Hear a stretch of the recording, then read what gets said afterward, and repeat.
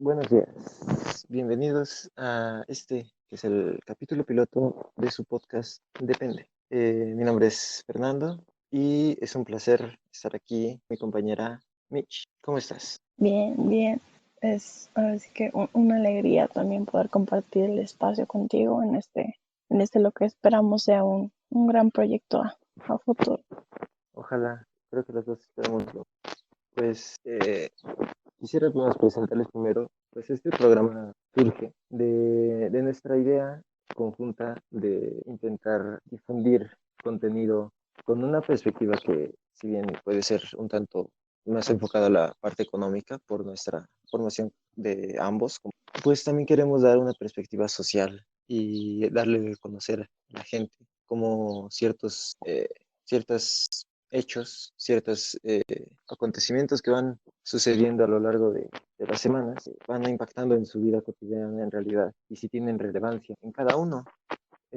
Además, pues queríamos poder mostrar de una manera no tanto eh, de números o con solamente estadísticas frías, sino también intentar dar un contexto social y amplio sobre los diferentes temas de relevancia nacional e internacional. Sí, bueno, como dice Fer, am, esos son como el objetivo que tenemos hacia ustedes y es que también creo que lo importante es que no vean las noticias o las notas como algo que se desecha de un día para otro. O sea, es decir, que cada acontecimiento, cada cosa que pasa, cada decisión repercute en algo que va a ser después, ¿no? Que no se nos olvide que todo tiene una consecuencia. Y nuestro propósito no es nada más mostrarles la noticia, sino que ustedes aprendan a reflexionar junto con nosotros, ¿no? Como digamos, programa no tiene solo el objetivo de informarles, queremos que, como lo decía anteriormente, que ustedes puedan opinar, ¿no? Queremos que cada noticia, cada acontecimiento ustedes puedan darnos su opinión, ¿no? Porque finalmente también eso es algo muy importante que, que hay que considerar, ¿no? Que cada uno tiene su opinión, tiene su visión de las cosas y es por eso que también queremos escucharlos, ¿no? Porque también nos ayuda a crecer y también a entender que no nada más uno tiene la razón. Entonces, creo que eso es algo muy importante que nos gustaría recibir de ustedes. Pues así es, Nick. Y sin más preámbulo, con la primera noticia de esta semana, hace apenas un par de días, por medio de una subasta, se vendió una cifra cercana a $500,000 la imagen original, entre comillas, la foto original de meme, de un meme antiguo de internet, bastante famoso, en el cual aparece una niña sonriendo enfrente de una casa en llamas, con los bomberos intentando apagarla, el cual se volvió muy popular algunos en internet, en redes sociales, y hace unos días se subastó en cercana a $2,000 por medio de un sistema de blockchain, como las criptomonedas. La cuestión aquí es bastante extraña, que se pague tanto por una imagen que al fin y al cabo no se puede reproducir una y otra vez. Pues sí, fíjate que me llamó mucho la atención esta nota porque para empezar las llaman NFT, me parece que esa es la abreviación de su nombre, y ya por el nombre dije, pero si es solo un meme, o sea, ¿cómo puedes vender un meme? Pero fíjate que lo más interesante de esta nota, y justo lo calcas, ¿no? Pues finalmente es una imagen que se puede seguir reproduciendo y reproduciendo, ¿no? O sea, ¿cuál es el objetivo de vender la original? Me puse a ver, ¿no? ¿Cuál era el objetivo de esta venta? Y decía que si bien es cierto, ¿no? Que finalmente por ser una imagen que aunque tenga modificaciones pequeñas, o sea, la original se puede replicar, dice que el objetivo, digamos, de esta venta, ¿no?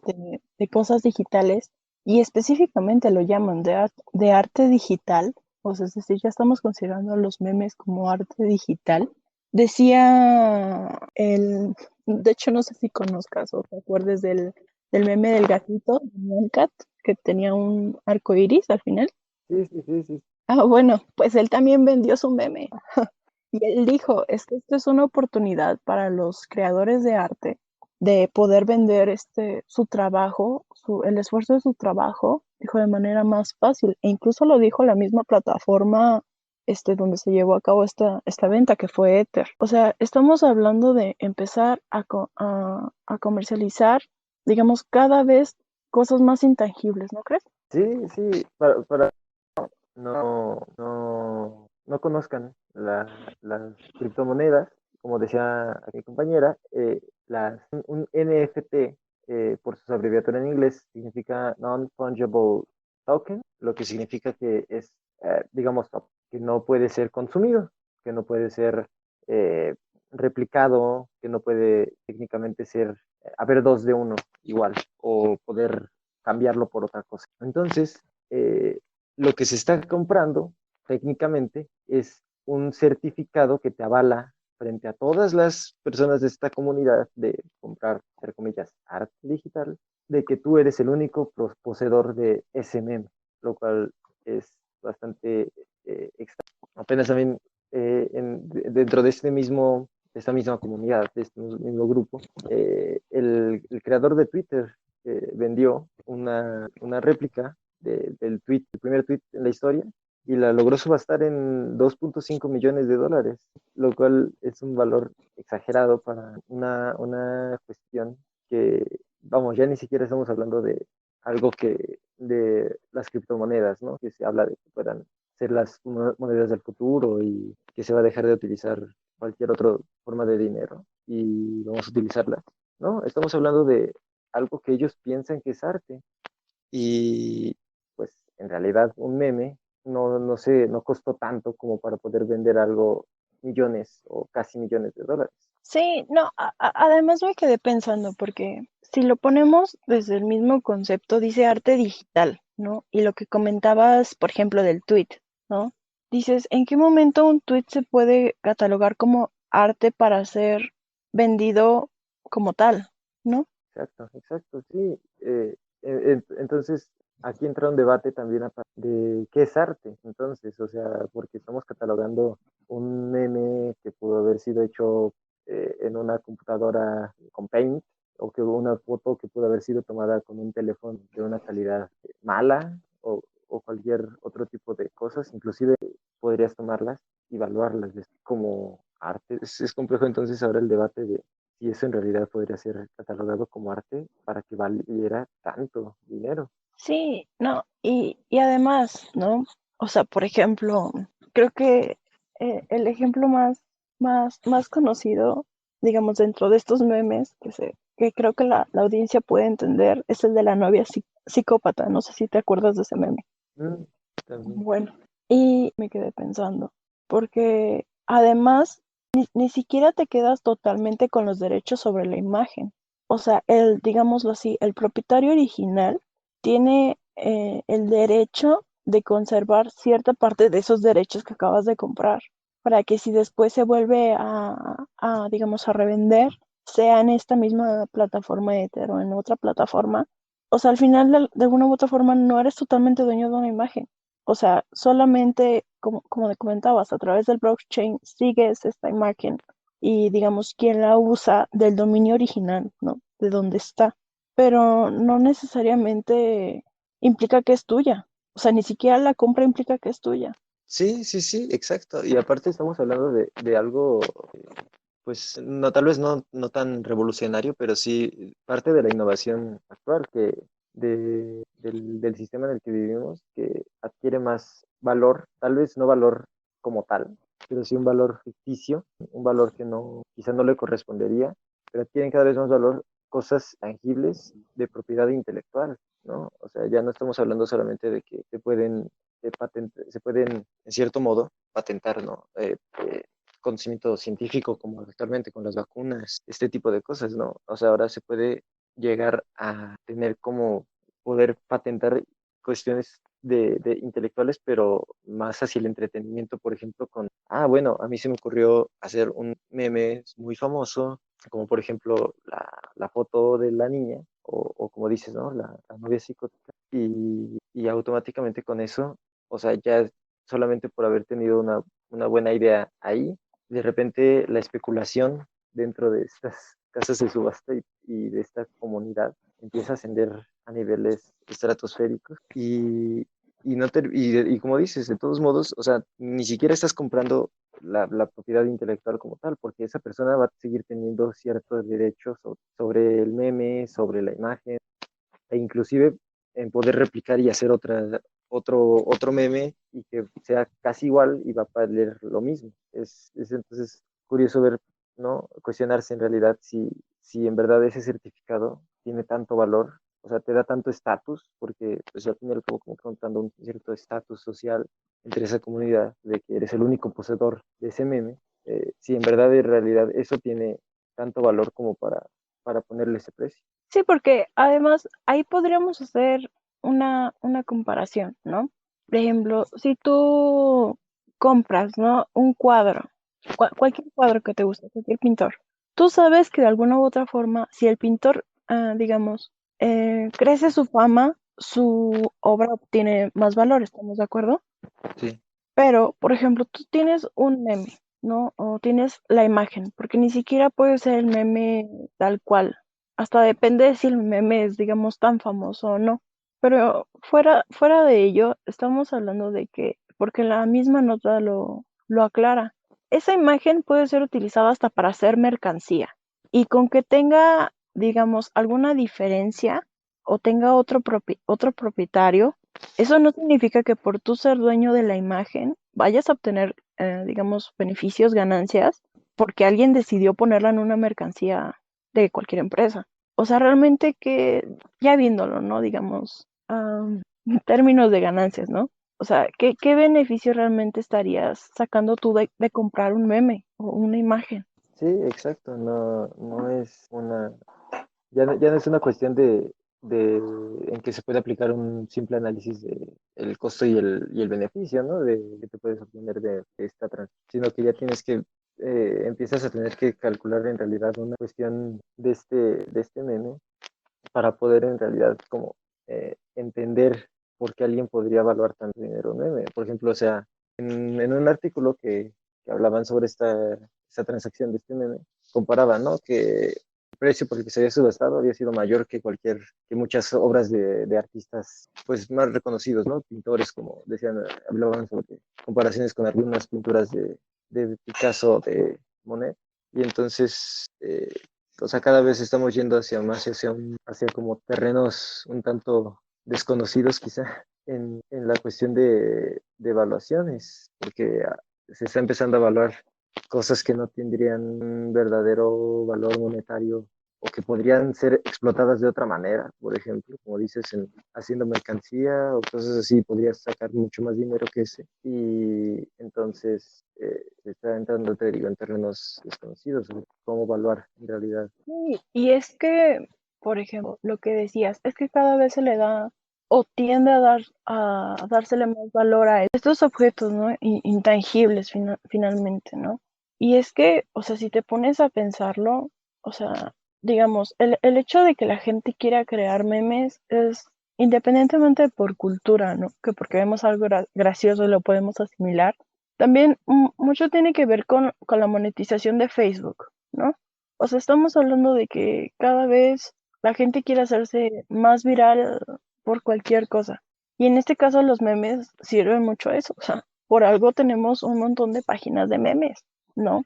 Y por ejemplo, si comparamos que la monetización por un meme es hasta 3, 4 veces más grande que por un video en YouTube, dependiendo de cuántas veces circule al día, o sea, también te habla de que hay un fuerte incentivo para crear este tipo de memes. Y no solamente crearlos por crearlos, sino monetizando. O sea, detrás sí hay un incentivo importante. Sí, exacto, no, es un incentivo un tanto extraño porque que no tienen valor realmente, no tienen, pero pues sí, cada vez la monetización de contenidos de entretenimiento de ese tipo va a crecer y pues actualmente ya hay personas que pueden ganar más por hacer unos cuantos memes o videos en YouTube que alguien que tiene un empleo estable o formal. Entonces es una vertiente, en realidad una opción viable, entonces comprar por esas cantidades los memes solamente porque cada vez son más famosos o forman un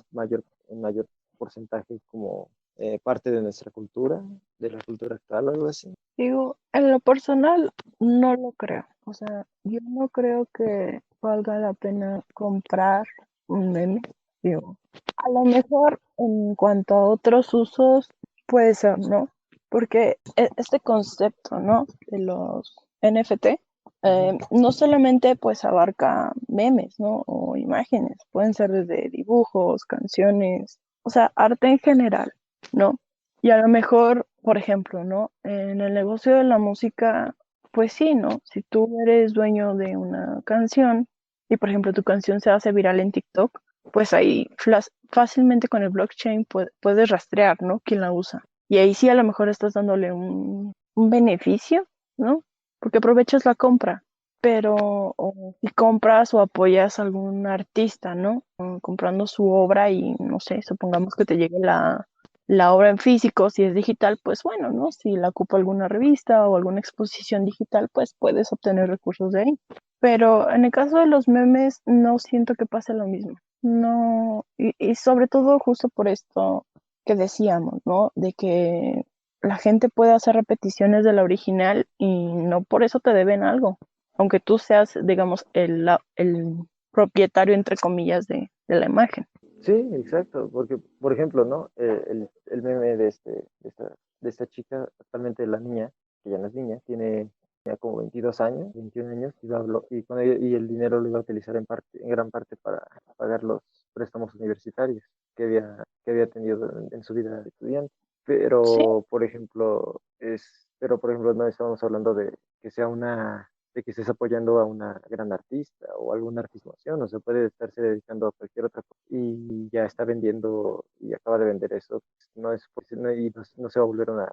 O por ejemplo, también había un caso también que en esa misma comunidad, youtubers vendían clips originales, videos que habían subido a YouTube y que ya habían monetizado, clips, vendiéndolos también subastándolos. Entonces, o sea, tiene la posibilidad de, o sea, editarlos, subirlos a la plataforma, monetizarlos y aparte vender el clip original que pues no puede ser reproducido, o sea, no puedes, tú si lo subes otra vez a YouTube y lo intentas monetizar, pues no te va a dejar la plataforma porque ya está con alguien más, o tarde o temprano, pues el creador pues te va a reclamar y te lo va a bajar de la plataforma. Entonces, esa persona que vende un clip, pues puede monetizarlo tantas veces como él quiera porque puede cortar clips pequeños y seguirlos comercializando y además monetizar en la plataforma de YouTube.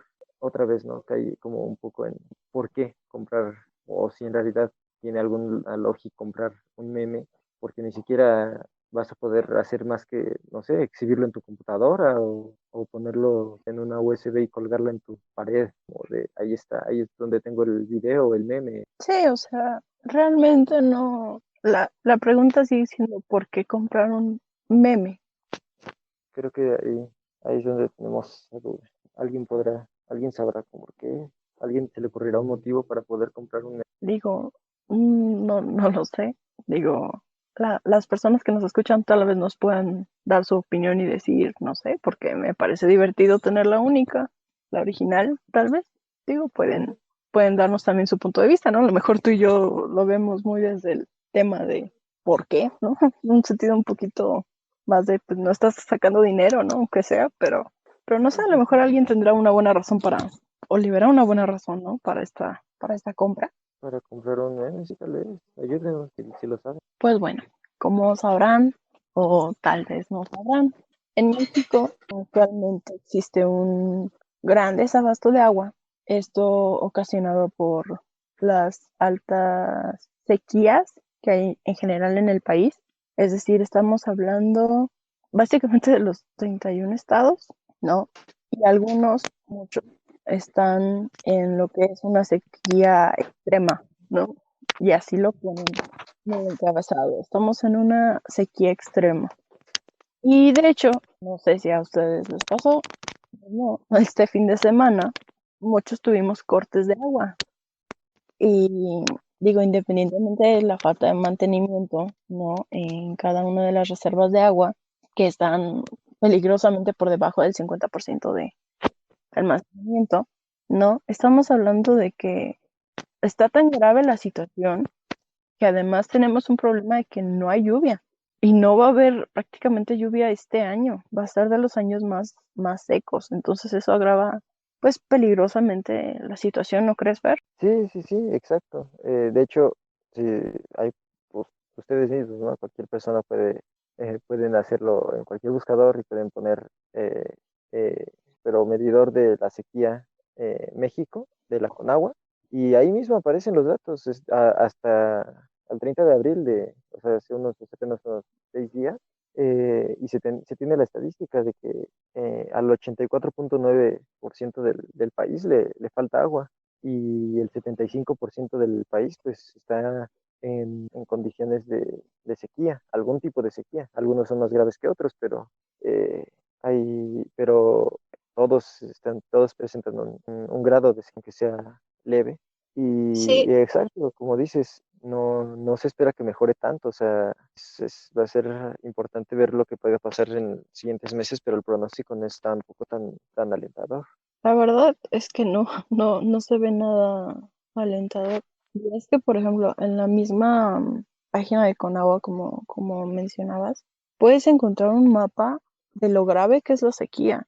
Y tú ves el mapa y casi todo está en rojo, rojo y amarillo de que no hay agua y no va a haber. Entonces, por ejemplo, ¿no? Me tocó ver en redes sociales que sobre todo aquí en la Ciudad de México, ¿no? Que no sé por qué la gente cree que a nosotros nunca nos va a faltar nada. Sí, Digo, no sé si coincides conmigo, pero, o sea, la gente cree que aquí en la ciudad nunca va a pasar nada. Y, por ejemplo, este fin de semana hubo varios cortes de agua en la ciudad y la gente decía, es que están desviando el agua, ¿no? Y digo que tienen razón, porque sí tienen razón. ¿Hasta qué punto, digamos, la gente se preocupa por el tema del agua? O sea, como que, digo, yo veo en los noticieros, ¿no? Que sacan las imágenes de los cambios, ¿no? De cómo antes, no sé, por ejemplo, los pescadores tenían lagos, ¿no? Enormes ríos para pescar, ¿no? Para cultivar. Y en cuestión de pocos años no hay nada.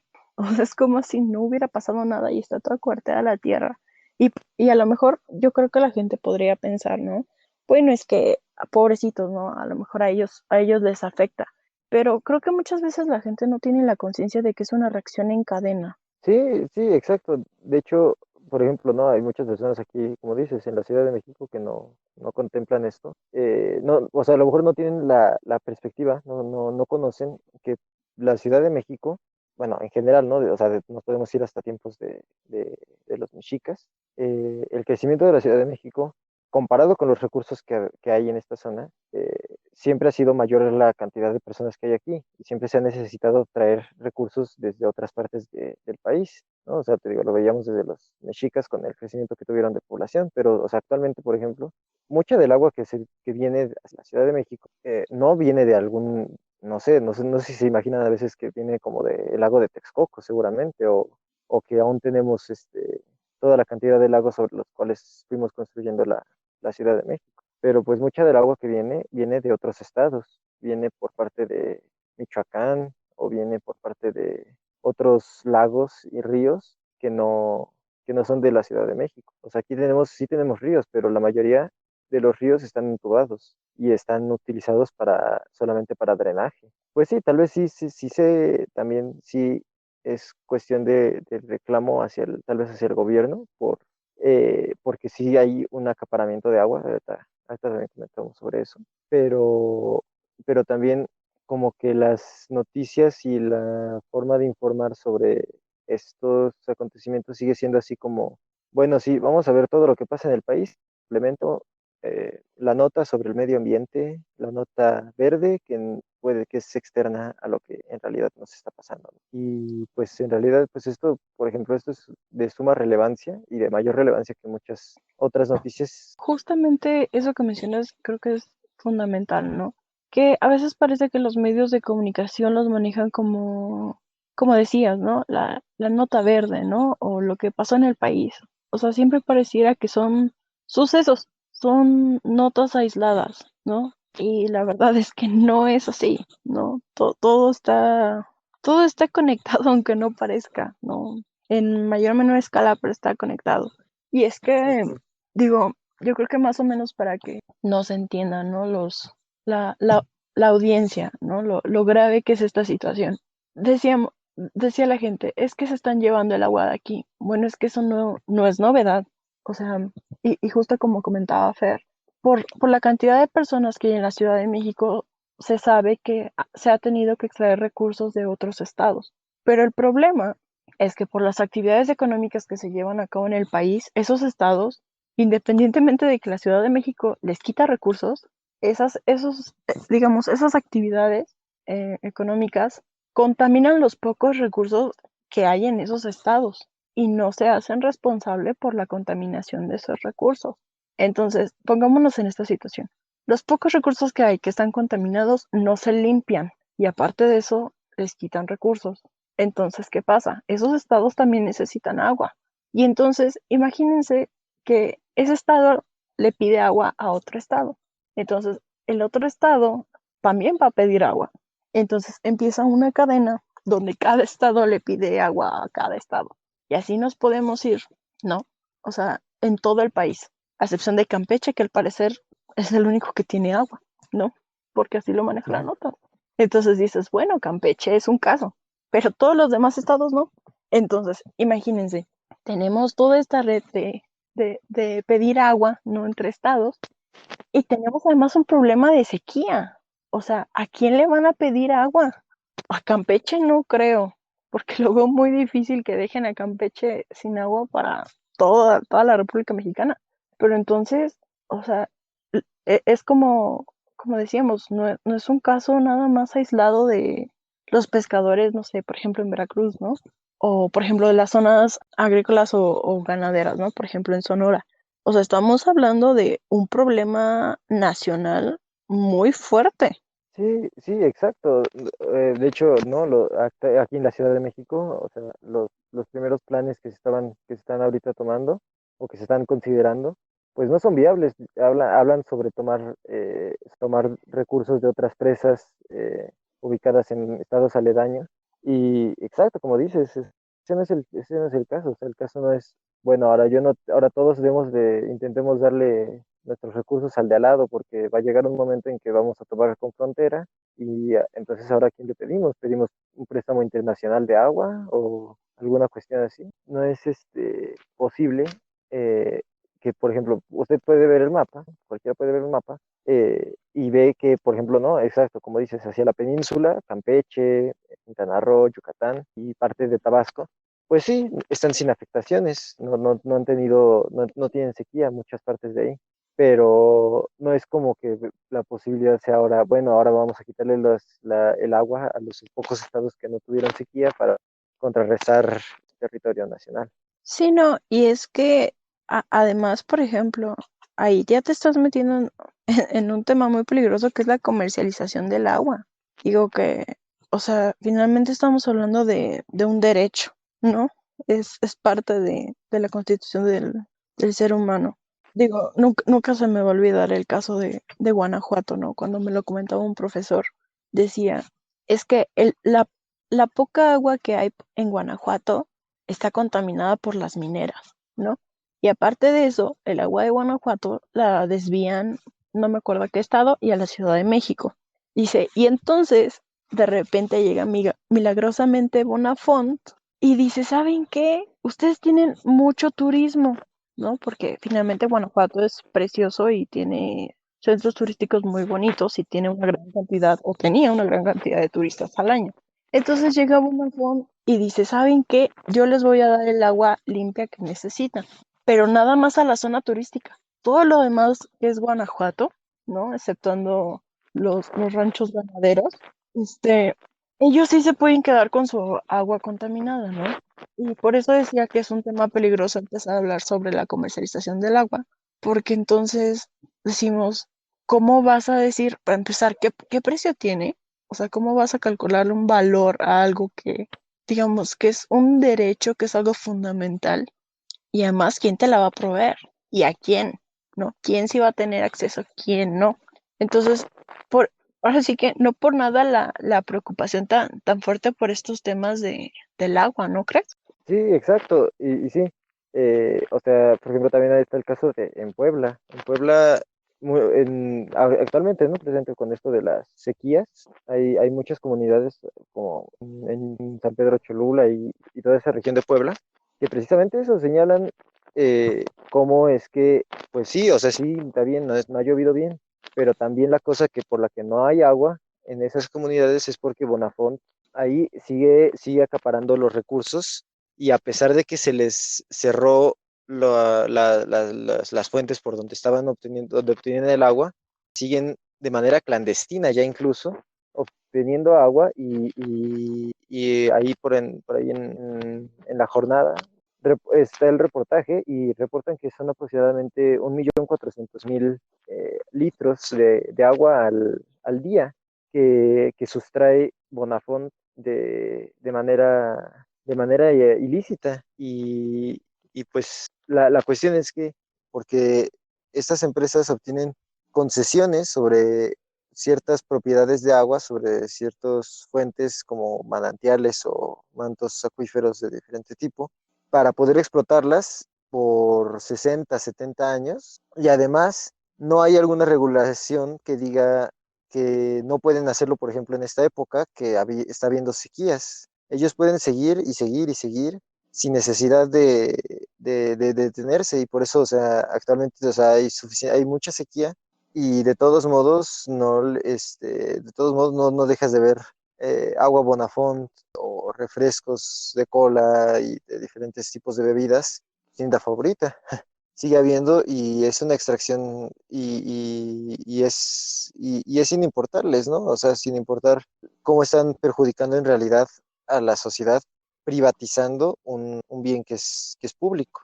Sí, no, además, digo, algo que me llamaba la atención, por ejemplo, de la nota era que decía que lo que era el suministro para empresarios, digo, tanto ganaderos como agrícolas, estaba garantizado. O sea, ese no había problema. Y tampoco para las industrias, ¿no?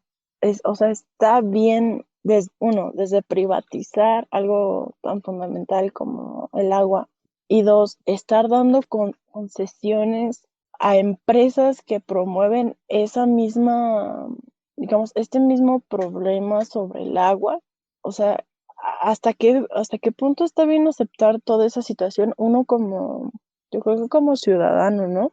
Porque además lo que decías, ¿no? O sea, mientras tanto vemos que los refrescos en otros comerciales, ¿no? O sea, todo lo que producen estas marcas y uno muchas veces lo sigue consumiendo sabiendo lo que promueven y lo que hacen, ¿no? O sea, incentivándolos a que lo sigan haciendo a pesar de todos estos problemas. Sí, exacto. O sea, actualmente, ¿no? Creo que si no es el 100% mínimo, yo creo que sea un 90% de las personas, no consumimos el agua del grifo, ¿no? No consumimos muchas veces así de servirnos un vaso de agua y abrir la llave de nuestra cocina o de nuestro baño o algo así. Se consume agua potable de manera embotellada. Y exacto, se sigue beneficiando a estas empresas. Y lo peor es que muchas veces que se intenta criticar ese tipo de opciones por parte del gobierno de conceder todos estos derechos y toda esta ayuda, ¿no? a todas las empresas multinacionales, pues muchas veces hay mucha gente que defiende así de, no, pero es que cómo es posible que puedas atacar a una empresa así si ve todo lo bueno que está haciendo, ¿no? Nos está dando empleos o está trayendo infraestructura a la ciudad. Y pues muchas veces sí es un tanto cierto la cuestión de brindar empleos a comunidades, pero ¿a costa de qué, no? Muchas veces por eso también, ¿no? Apenas se dio a conocer, ¿no? Los datos del Producto Interno Bruto, que creció apenas solamente un 0,4%, que cómo es posible que no crecimos suficiente o que no estamos creciendo a tasas del 6, 7, 8%. Y después pues uno se pregunta, ¿no? Y entonces, si estamos teniendo estos problemas, si la concentración de todos modos de los recursos va hacia estas empresas enormes, pues entonces, en realidad, de verdad necesitamos seguir creciendo y creciendo el tamaño de la economía y hacer todo esto si de todos modos es un desarrollo desigual, si la cuestión con el agua, o sea, sigue siendo, por ejemplo, ¿no? Agua, Y es que, fíjate que creo que es algo muy importante que dices, ¿no? El incentivar esto. Y es que me puse a pensar, ¿no? Dices, por un lado, tienes la contradicción de que, si no mal recuerdo, fue el año pasado, a finales, cuando se inundó la parte sur, ¿te acuerdas? sí, exacto. O sea, por un lado Sí, tienes sí, inundaciones, gente que se está ahogando con agua, ¿no? O sea, irónicamente, y por un lado tienes la mayor parte del norte y centro que no tiene agua, ¿no? Y además, irónicamente, aunque tienen mucha agua en el sur, por ejemplo, no es agua viable, o sea, son aguas negras en muchas ocasiones. Y a mí me llamó muchísimo la atención que en las noticias, con este regreso a clases que recién hubo en el sur, no tenían infraestructura para llevar agua a las comunidades, pero sí tenían un garrafón de Bonafont para lavarse las manos. O sea, a ese nivel estamos llegando de la poca importancia que le da, por ejemplo, en este caso el Estado, a llevar agua a las comunidades, ¿no? O, por ejemplo, a poblados que no están tan urbanizados como la Ciudad de México, ¿no? El problema de agua, o sea, se sabe que es grave, ¿no? Pero realmente ahí, y es que no defiendo al Estado, pero yo soy de la idea de que cuando un Estado no está funcionando, también el que tiene la obligación de hacer algo es el ciudadano, es la población. En este caso, como decíamos, ¿no? O sea, no consumiendo, no promoviendo que estas transnacionales sigan obteniendo y obteniendo recursos. O sea, dirían, no es un premio darles ganancias cuando se están acabando los recursos de las comunidades y del país. Entonces, yo creo que también es un tema de mucha conciencia, porque, y es como decían, es que la lógica del mexicano es, mientras a mí no me afecte, es problema de los demás. Las personas no pueden seguir con esta mentalidad, o sea, tienen que darse cuenta de que es un problema colectivo. O sea, ¿de qué les sirve, como decías, crecer y crecer y crecer? Y además escudándose, por ejemplo, en un argumento que dicen, es que es la creación de empleos. Y digo, que en parte tienen razón, sí crean empleos, yo no estoy diciendo que no. Pero, por ejemplo, se sabe que la mayor cantidad del PIB, digamos, de las ganancias que se producen cada año, no vienen de los grandes corporativos transnacionales, vienen de las MIPIMES. Y son, por ejemplo, la mayor cantidad de empleos que se ha perdido tras la pandemia. Por eso no se ha crecido como hubieran querido que creciera. Porque los que realmente otorgan empleos a la población son los que están desapareciendo y los que no han recibido ningún apoyo por parte, por ejemplo, del gobierno. Realmente, ¿hasta qué punto, no? También este es problema de gobierno, porque también es un problema, como te decía, también es un problema de conciencia social, de decir, mientras a mí no me afecta no hay problema, pero también te va a afectar. O sea, no estás aislado del problema, ¿me explico? exacto, no, o sea, la cuestión, exacto, no hay que confundirse, ¿no? Tampoco no es como que, bueno, entonces la única culpa de todo lo que pasa con el agua es las empresas grandes y multinacionales y el único responsable que puede hacer algo, pues es el gobierno, entonces, ¿no? Y entonces todos nos quedamos seguir desperdiciando agua o tal vez utilizando no sé, 1 litro de agua solamente para poder lavarnos los dientes. Creo que hay que también concientizar y hay que entender que si bien, pues sí, el problema es de un espectro muy grande y hay muchas cuestiones que se pueden abarcar y que tal vez sí se necesita de un mejor manejo y planeación por parte del Estado en su conjunto, pues tal vez sí, también lo que hay que entender es que también desde abajo pues, tenemos que hacer algo, ¿no? O sea, tomando conciencia del uso racional y del uso correcto y sustentable, ¿no? Del agua. No seguir premiando a empresas que desperdician agua o que dejan sin agua a comunidades más pobres en otras partes del país y todo ese tipo de acciones, ¿no?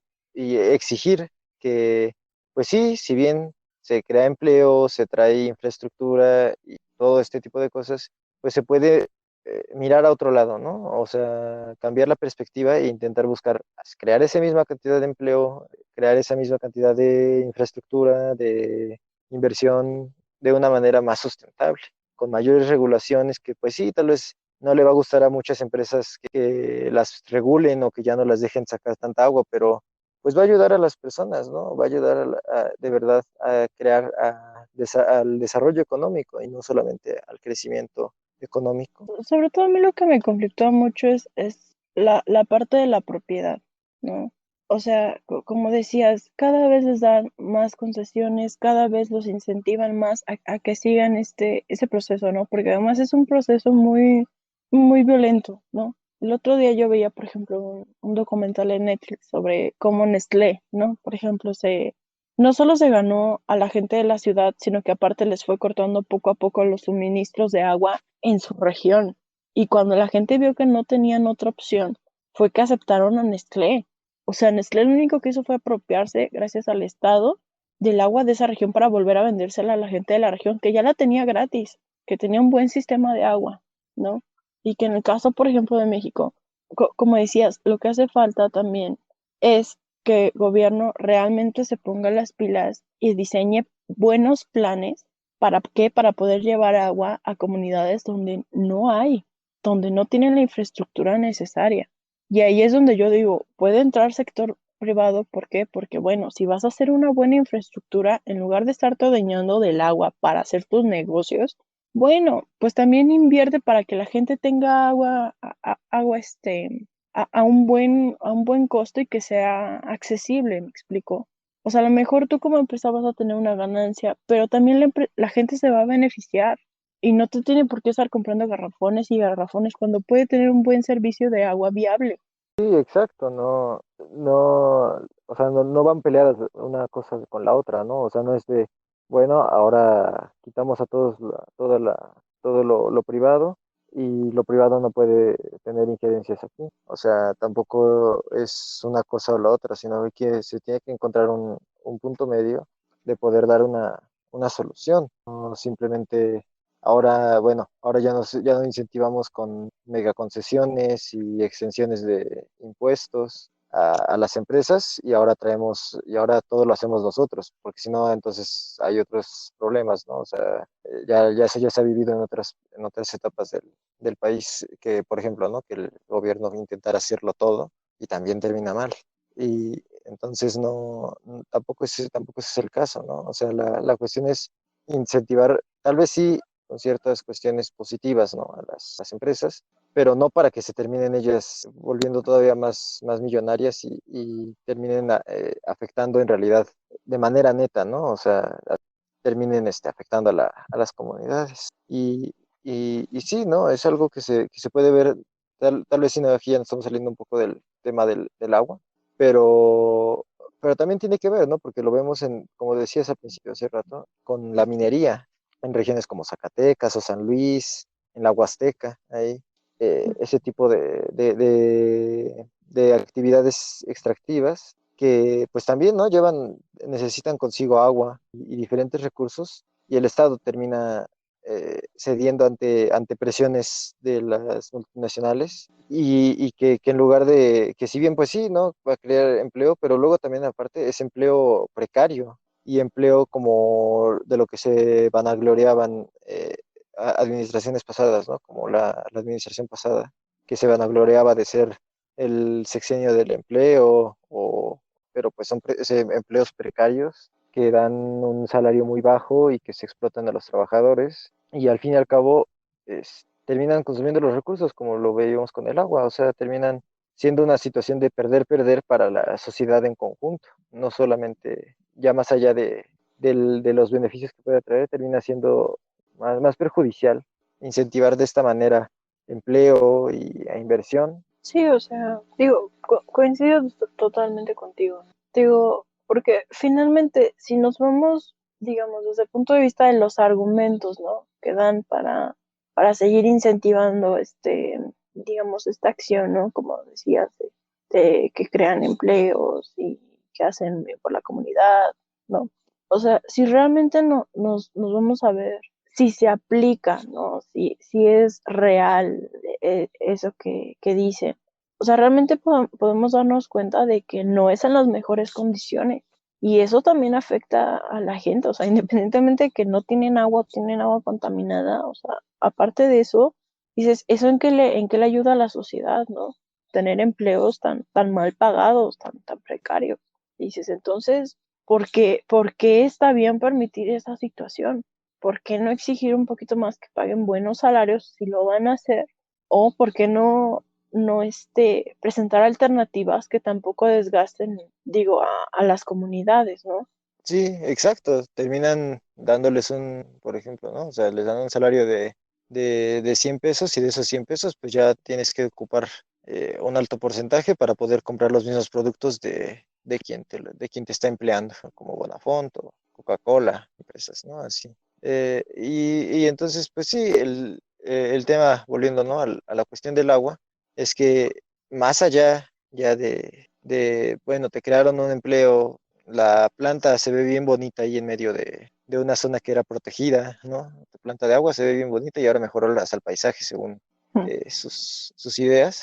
Y, y bueno, está bien, puede seguir intentando traer empresas así. No, que si sigues haciendo esto, o sea, las proyecciones dan que se va a acabar, o sea, hasta para ellos se les va a acabar el agua, o sea, ni por más empleo que te puedan generar y mayor, no sé, mayor estatus, ¿no? De que, wow, el gobierno logró traer a una empresa como Danone, como Nestlé y diferentes, trajo esa empresa para poder invertir tantos millones en el país, ¿no? Más allá de eso, pues, o sea, también a ellos se les va a terminar acabando el agua, o sea, si siguen dejándolos extraer de esa manera los recursos y no se da una verdadera regulación con respecto a todo esto, ni siquiera por más Danone que sean, se les va a acabar también el agua y se va a acabar los recursos de toda la comunidad y de todas las empresas. Pues sí,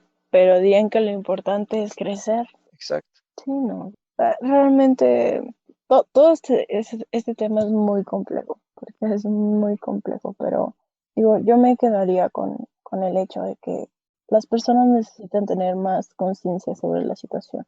O sea, no son casos aislados. Digamos, el agua no se queda en un solo sitio y ya. El problema es para todo. Digo, por más que suene o se escuche, pero realmente hay que tener conciencia de eso. Es un problema de todos. Bueno, y por otro lado, cambiando completamente de tema, eh, en el ámbito más internacional y viendo un poco más afuera de México, esta semana y bueno, estas últimas 2 semanas, de hecho, hemos tenido las cuestiones de Colombia, en donde pues que lo que está pasando en Colombia es tristísimo, ¿no? Los resultados que han tenido. El origen emana de el intento del presidente Duque de hacer una reforma en materia de impuestos para poder sacar al país de la crisis. Y en sí, pues no es nada irracional, ¿no? Obviamente el Estado necesita recursos, necesita dinero y la única manera de obtenerlos, o bueno, la principal manera de obtenerlos son los impuestos. Y no está tan descabellado que a partir de los impuestos, pues se obtenga para poder hacer obras, diferentes políticas en materia social. La cuestión fue que una de las principales cosas es que grababan más, no a los que tienen más ingresos, sino iba a ser una reforma a costa de la clase media y baja. Se proponía, por ejemplo, una de las cosas que se proponía era eh, grabar más a las personas que ganaban aproximadamente 656 dólares al mes. Y es bueno, eso para este año y para el próximo año y ponerle también más impuestos a las personas que ganaran aproximadamente 438 dólares al mes en 2022.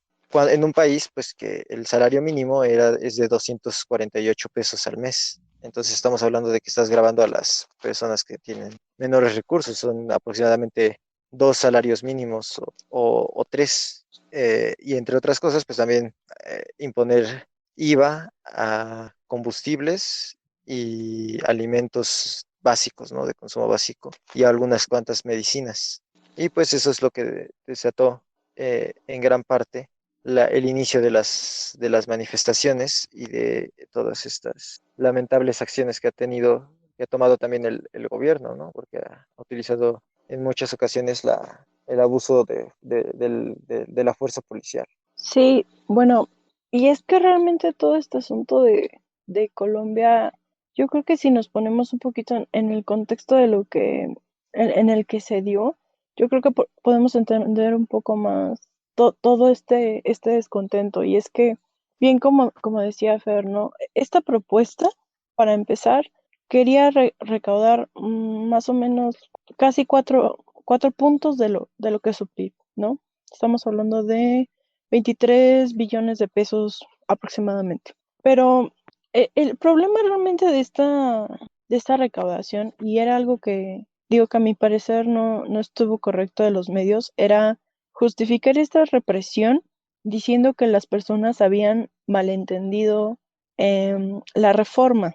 Y digo, y esto porque lo digo, porque lo que decía la nota era que si bien, digamos, iba a recaer más sobre digamos, la clase trabajadora, ¿no? La clase media y baja, también iba a repercutir sobre los empresarios. Pero lo que no están tomando en cuenta o lo que no quieren decir o, digamos, no ven por qué es el descontento, es que realmente los que iban a terminar pagando todo era el 70% de la población. O sea, no estamos hablando digamos, de una población pequeña, ¿no? Y es que además tenemos de por sí una población, digamos, más o menos de 9 millones de personas, entre pobres y pobreza extrema, de los cuales solamente iban a ser beneficiarios de 1 a 4 por esta reforma tributaria. Entonces, o sea, mientras más pobres tienes, más quieres que paguen para beneficiar a pocos. Y al sector empresarial, o sea, la reforma se iba a aplicar, como decía Fer, hasta dentro de 2 años. Entonces, realmente los que lo iban a pagar a corto plazo no iba a ser los que realmente tienen, sino los que cada vez tienen menos. Sí, exacto, o sea, eh, por eso decía, ¿no? Al principio, o sea, en teoría no es extraño, ¿no? Que se intente recaudar más para poder hacer una mejor repartición, porque obviamente esa es la lógica básica de los impuestos. El Estado como un ente que canaliza como las preocupaciones de toda la sociedad en conjunto, pues toma de aquellos que tienen demasiado dinero, demasiados recursos, demasiado patrimonio, y se lo brinda a aquellos que no tienen tanto y para poder igualar la balanza, ¿no? Un poco. Pero en este caso no. En este caso la reforma, si bien sí también se proponía, ¿no? Un tipo de impuesto sobre el patrimonio de las personas que más tenían, que tenían alrededor de 1.5 millones de dólares de patrimonio, se les iba a aplicar un cierto impuesto, pero era pues, lo menos, ¿no? O sea, estamos hablando de que, por ejemplo, el IVA allá en Colombia es de 19%. Imagínense aquí, ¿no? En nuestro contexto, ¿no? Si lo viéramos aquí desde México, imagínense que de un día al otro, o sea, intentaran meterle 19% más a ciertos alimentos que usted consume diario, ¿no? O sea, que su comida diaria aumenta un 19%, o sea, es decir, que si costaba 100 pesos, ahora cuesta 119 pesos. Es un problema porque no estás intentando juntar más recursos para poder darle a los más pobres. Estás quitándole de los más pobres y de la clase trabajadora y de los obreros para poder pagar deudas externas o para poder mejorar la imagen ante las calificadoras y ante el ámbito internacional, pero no estás realmente haciendo lo que para lo que están hechos los impuestos y esta clase de impuestos como tendría que ser.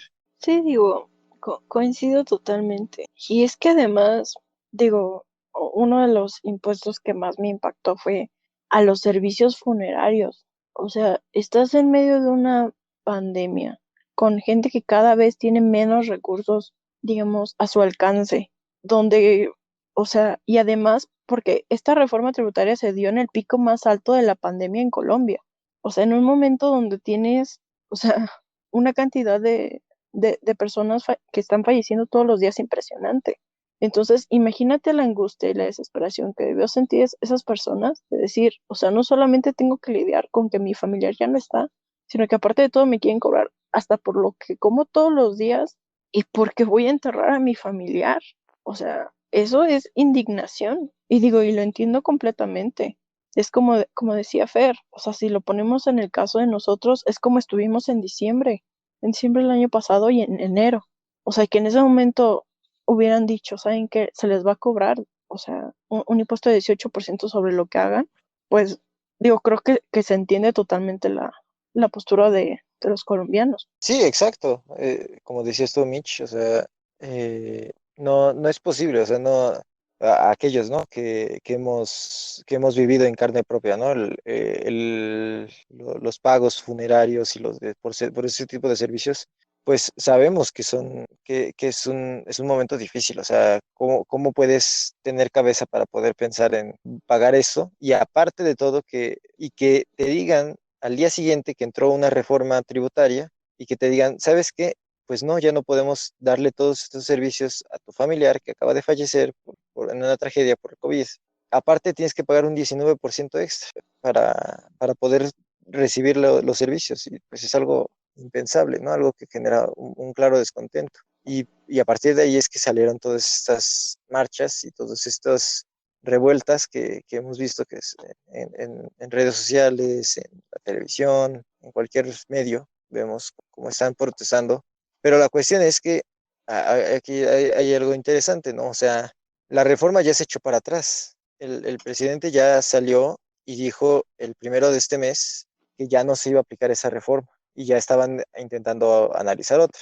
Pero el descontento social se generó y ya viene desde atrás. O sea, ya es algo generalizado desde hace tiempo, con este gobierno actual de Colombia. Sí, y es que además, lo que decías, ¿no? Que creo que es fundamental. Se echó para atrás, pero no dijo no se va a hacer.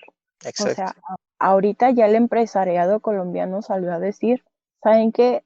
Sí se va a hacer, ahorita no, va a ser progresivo y ahorita lo que se supone o lo que tengo entendido que se va a hacer es que el empresariado colombiano va a otorgar más recursos al Estado para poder cubrir este recaudo que querían, ¿no? Porque más o menos eran como 3.000 millones de dólares, ¿no? Y entonces se supone que este empresariado va a dar, me parece que un poquito, más o menos como la mitad, ¿no?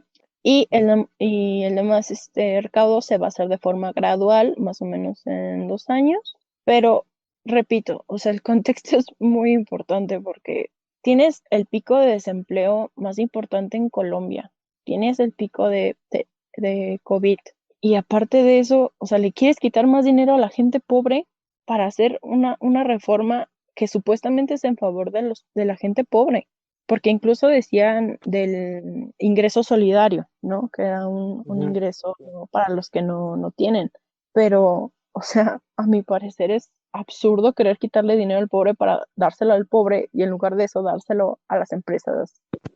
Sí, sí, exacto. Obviamente, ahorita el sector empresarial dice, bueno, nosotros no vamos a poner, pero la situación pues no es diferente a cómo se vive aquí en nuestro país o en muchos otros gobiernos de Latinoamérica, que cuando una empresa toma la batuta y dice, bueno, voy a ayudar con más impuestos, es porque aparte se está negociando una que no va a pagar impuestos en un futuro, ¿no? O sea, que en un futuro pues los impuestos ese es como un préstamo, ¿no? Y después se los van a regresar a esas empresas o se los van a pagar de alguna otra manera, con alguna concesión o con algún permiso que están en de algún tipo trabado o algo así. Y si bien, pues sí, ¿no? Ahorita se ve un poco mejor el panorama, de todos modos, ese dinero lo va a terminar poniendo la clase trabajadora y la clase media y baja de Colombia. No, no, por eso también las protestas no ceden, porque ellos saben cómo se va a manejar esto y cómo va a ser que la cuestión no es por ahí, ¿no? La cuestión no va a ser que ahora sí ya la empresa y las empresas se van a poner con el dinero para los pobres, como te decías ahorita, Mitch. O sea, si bien sí están diciendo como que van a poner aproximadamente, creo que decían que entre el 33% y el 50% del dinero necesario para la recaudación, la meta fiscal, pero, o sea, el otro porcentaje lo va a seguir poniendo el pueblo, ¿no? El grueso de los trabajadores. Y no solamente eso, sino que en un futuro se va a tener que pagar por parte de los trabajadores ese, esa cantidad de dinero que están poniendo las empresas. Y lo peor es que el gobierno no quiere aceptar que el descontento de la sociedad sigue, ¿no? O sea, está culpando que no es el pueblo, ¿no? Está culpando que son personas que no estaban de acuerdo con el término de la guerra con las FARC y que se dio apenas en 2016 y está culpando que son movimientos para desestabilizar a su gobierno y que es un ataque personal y no está aceptando que en realidad la desigualdad en el país, en Colombia, pues es grave, ¿no? O sea, decías el dato hace rato, ¿no, Mitch? O sea, de que es un muy alto porcentaje de pobres y en pobreza extrema, que son, si no recuerdo, es aproximadamente el 40 o el 50% de la población que está en esa situación.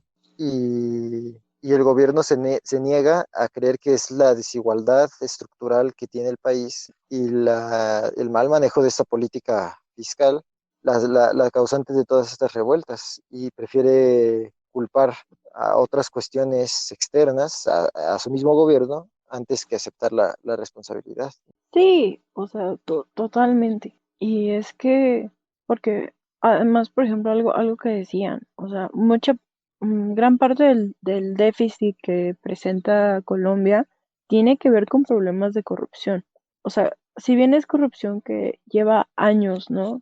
Pero por ejemplo, este presidente llegó diciendo que la iba a combatir.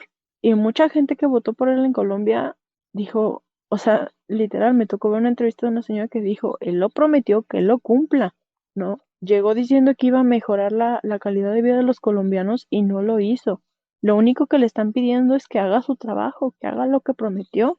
O sea, no se trata de decir, es que es una campaña de desprestigio, ¿no? O sea, no, o sea, es decir, señor, la gente tiene necesidades. Y usted cuando llegó al gobierno, usted sabía que la gente tenía necesidades. No se trata de meterle más problemas a la gente. Sí, exacto. No, por ejemplo, no, o sea, se hablaba apenas, esto es nuevo, ¿no? O sea, ni siquiera no hablemos de descontento social y de actos de corrupción y de reclamos hacia el gobierno por parte de administraciones anteriores al presidente actual. O sea, estamos hablando de que hubo igual, ¿no? Tal vez en menor fuerza, en menor impacto, pero hubo igual muchas manifestaciones y mucho descontento por parte de todas las personas por actos de abuso policial y de falta de cumplimiento de las promesas, ¿no? Desde que ya llevaba ahí ya un año el presidente. Abrió, según mesas de diálogo y supuestamente se habían ya solucionado los problemas y pues hoy en día vemos que, o sea, el estar actuando o el estar simulando que se solucionan los problemas, pues no es una solución verdadera a esta cuestión. Y vemos que, o sea, desde 2019 no se han cumplido las promesas que se habían prometido, no se ha mejorado en nada la condición de la vida de los colombianos. Y como tú decías, Mitch, o sea, la gente tiene necesidades, o sea, la gente no les están pidiendo, no están exigiendo que de la noche a la mañana de repente todos sean ricos o que de repente de la noche a la mañana Colombia se vuelva a Estados Unidos y ahora todos tengan un mejor nivel de vida, sino que están exigiendo cosas que se prometieron durante la campaña, mejoramiento de las condiciones de vida básicas para todos ellos, ¿no? O sea, totalmente, ¿no? Y es que yo creo que eso es algo que se le olvida muchas veces al gobierno, ¿no?